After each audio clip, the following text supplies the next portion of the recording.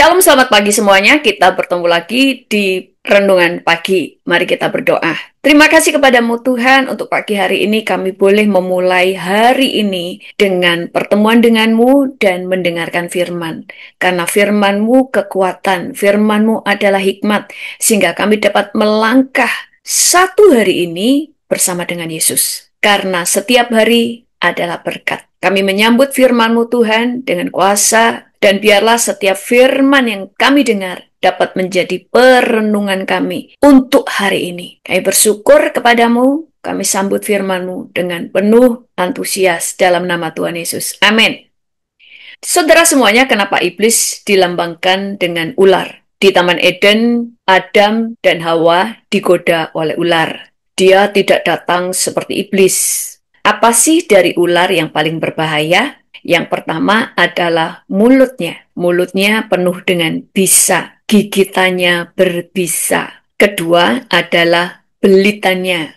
Sehingga orang itu terikat. Dan semakin lama ikatan itu semakin keras, semakin kuat, membuat korbannya bisa mati karena kehabisan nafas dan karena tulang-tulangnya remuk oleh belitan ular yang kuat. Tetapi yang pertama adalah mulutnya.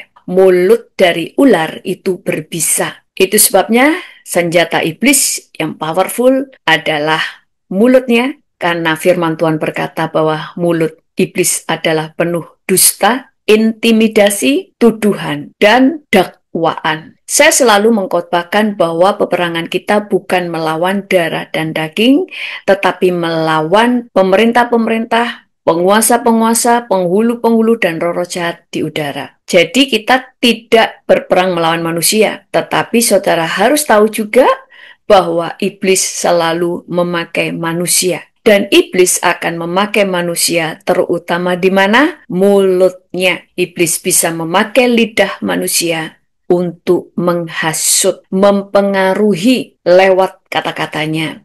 Itu sebabnya Alkitab berkata di dalam Roma 3 ayat 12-13 berkata begini, semua orang telah menyeleweng, mereka semua tidak berguna, tidak ada yang berbuat baik, seorang pun tidak.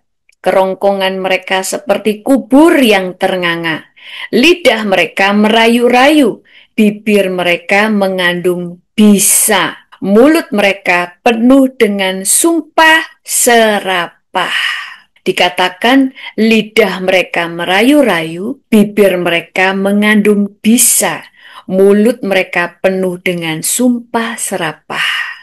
Semuanya berbicara tentang mulut, lidah yang merayu-rayu, bibir yang mengandung bisa, yang artinya mulutnya bisa membunuh manusia, dan mulutnya mengeluarkan sumpah serapah. Itu sebabnya kenapa kita harus berhati-hati kepada siapa kita mendengar. Itu sebabnya juga Alkitab berkata pergaulan yang buruk merusak kebiasaan yang baik. Orang-orang yang dekat dengan kamu adalah orang-orang yang punya potensi besar mempengaruhi hidupmu. Lewat apa saja? Yang terutama adalah lewat mulutnya. Itu sebabnya engkau harus berhati-hati dengan siapa kamu dekat. Karena orang itu bisa mempengaruhi kamu. Karena dia yang paling dekat dengan telingamu. Hati-hati kepada siapa kamu mendengar. Orang-orang yang terdekat dengan kamu bisa menghasut kamu tanpa kamu sadari karena kamu percaya kepada dia.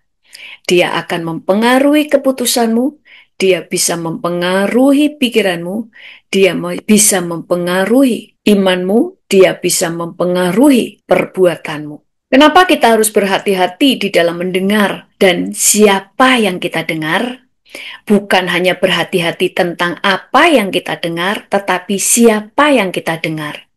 Karena yang pertama, tidak semua suara berasal dari kebenaran. Dan tidak semua orang berbicara kebenaran. Bahkan orang terdekat dengan kamu belum tentu berbicara tentang kebenaran. Iblis bisa memakai manusia untuk menghasut kamu tanpa kamu sadari. Perkataan membentuk iman, perkataan membentuk mental, perkataan mempengaruhi keputusan, perkataan mempengaruhi kehidupan. Kamu bahagia atau tidak, seringkali juga dipengaruhi oleh apa yang kamu dengar.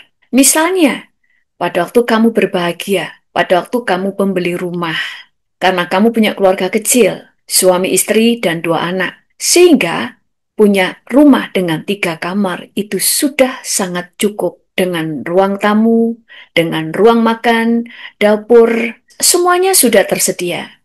Tetapi kemudian ada orang berkata begini, aduh, rumah sumpek kayak gini kok kamu beli? Rumah ini kok kecil banget ya. Kalau aku nggak akan kerasan ada di rumah ini. Tentu kemudian perkataan dia merusak suasana hatimu. Karena perkataan walaupun itu hanya sepele, tetapi perkataan itu mempengaruhi hati seseorang. Makanya di dalam Yakobus 3 ayat 6 berkata, lidah pun adalah api.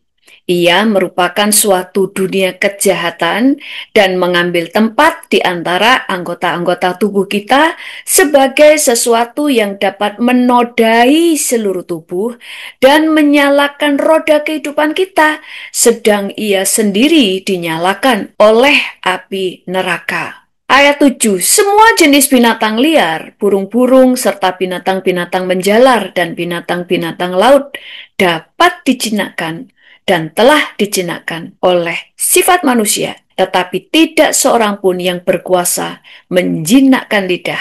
Ia adalah sesuatu yang buas, yang tak terkuasai, dan penuh racun yang mematikan. Lidah yang dikuasai oleh api neraka, dikuasai oleh sifat yang jahat, maka perkataannya bisa membunuh manusia.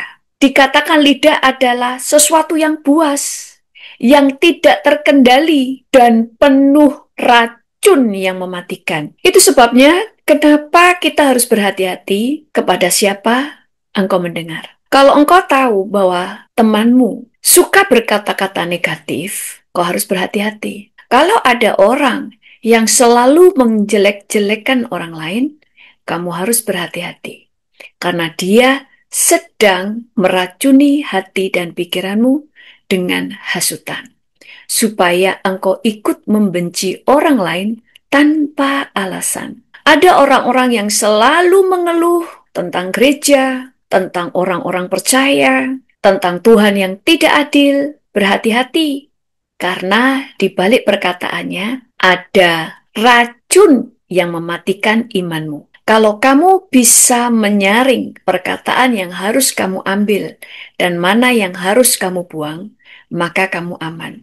Itu sebabnya, sekali lagi, engkau harus berhati-hati. Bukan hanya dari apa yang kamu dengar, tetapi juga berhati-hati kepada siapa orang yang kamu dengar. Kalau engkau melihat bahwa buah dari orang itu adalah kekanaan, atau dia adalah orang yang penuh dengan kepahitan, dia lebih suka menghasut, maka jangan banyak mendengarkan dia. Kalau dia adalah orang yang suka berdusta, engkau lihat dari buahnya, dia orang yang tidak bertanggung jawab dengan perkataannya, maka jangan terlalu mendengarkan dia.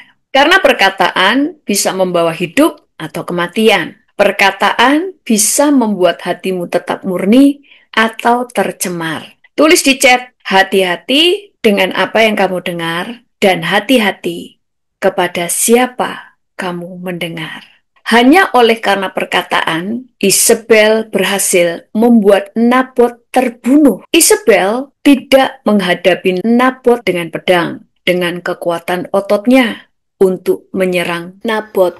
Tetapi dia cukup berbicara menghasut banyak orang, maka Nabot terbunuh dengan sendirinya. Dia menggerakkan orang dengan hasutan. Demikian juga, seringkali saudara bisa mengambil keputusan yang salah karena bisikan. Dan siapa yang membisikin kamu untuk mengambil keputusan? Yonatan punya kekuatan dan dibangkitkan imannya karena pembawa pedangnya yang punya iman. Sehingga Yonatan bisa mengambil keputusan yang benar pada waktu dia melawan orang Filistin. Sadrah, Mesah, dan Abednego, mereka tetap kuat sampai akhir, bahkan berani menghadapi dapur api. Demikian juga Daniel berani menghadapi gua singa karena Dia punya sahabat-sahabat yang selalu memperkatakan perkataan iman untuk saling menguatkan dan saling mengingatkan bahwa keselamatan hanya ada pada